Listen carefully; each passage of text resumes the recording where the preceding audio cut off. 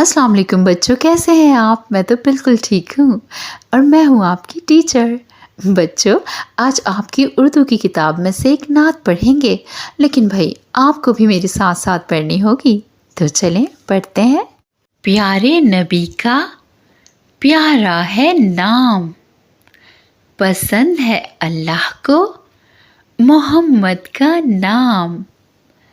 किताब है लाए अल्लाह की जो, पढ़ना इसको हमारा है काम।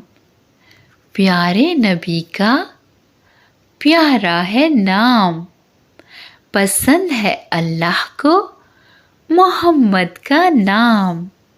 जी तो बच्चों, कितना अच्छा लगा ना आपने मेरे साथ साथ इस नात को पढ़ा। अब आप बार बार इसको पढ़िएगा ताकि आपको बहुत अच्छी तरह पढ़ना आ जाए। अब अपनी टीचर को इजाज़त दीजिए, फिर होगी आपसे मुलाकात। अल्लाह हाफिज़।